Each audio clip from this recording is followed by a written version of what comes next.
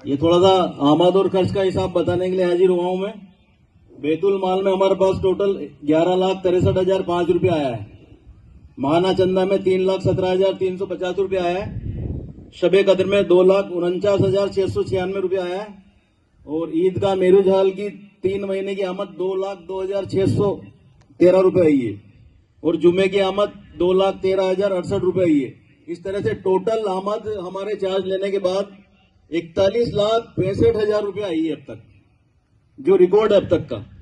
और इस दौरान जो खर्च हुआ है 14,96,182 रुपये खर्च हुआ है। और अभी हमारे पास 26,27,943 रुपया बचा हुआ है, जिसमें से हमने 20 लाख की एफडी करवा दी है और बाकी पैसा बैंक के अंदर रखा हुआ है। जिस किसी भाई को इसकी डिटेल जाननी हो अंजुमन ऑफिस में आ सकता है, किसी तरह की उसके अंदर रोक नहीं है। वहां जो काली फिल्में लगी हुई थी वो हटा दी गई है।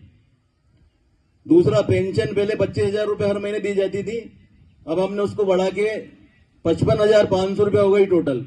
पहले 50 बेवाओं को दी जाती थी, इस बार हमने उसको 74 कर दिया, 74 बेवाओं को दे रहे हैं। और आपके आसपास भी कोई इस तरह का बेसहारा आदमी या बेवा हो तो हमसे राब्ता कर ले, हम उनको भी पेंशन शुरू कर देंगे। दूसरा, एडमिशन जो हमने बेसिक नर्सिंग कोर्स में किए थे, 8 बच्चों ने एडमिशन लिए हैं। और कंप्यूटर के बेसिक कोर्स में RSCIT में 63 एडमिशन चल रहे हैं अभी हमारे पास।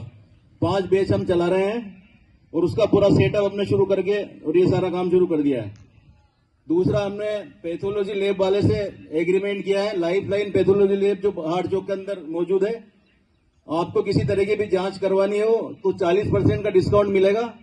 और उसके हार्ट चौक में एक रतन राजेश मेडिकल स्टोर है, उससे भी हमने एग्रीमेंट किया है। तो दवाइयां अगर आपको लेनी है तो 17% डिस्काउंट से दवाई आपको मिलेगी। उसके लिए दोनों कार्ड हम 21 तारीख से अंजुमन ऑफिस से देना शुरू कर देंगे, तो आप अपने कार्ड बनवा लें और इस छूट का भी आप फायदा उठाएं। दूसरा, ईदगाह के अंदर अभी हमने काम शुरू करवा रखा है, तो 2 परमानेंट स्टेज बनवा रहे हैं हम। वो स्टेज इसलिए बनवा रहे हैं कि इससे टेंट वालों से उसकी फिक्स रसीद कटवा देंगे, 3,000 4,000 पर शादी के हिसाब से जो भी उनसे बैठ के बात होगी, तो एक परमानेंट इनकम हमारे शुरू हो जाएगी। इसके अलावा हमने 2 मदरसे शुरू किए थे 1 मई 2024 से। उसमें डैम के पास खान साहब वेल्डिंग वालों के मकान में एक मदरसा शुरू किया है, उसमें 45-46 बच्चे रोज आ रहे हैं।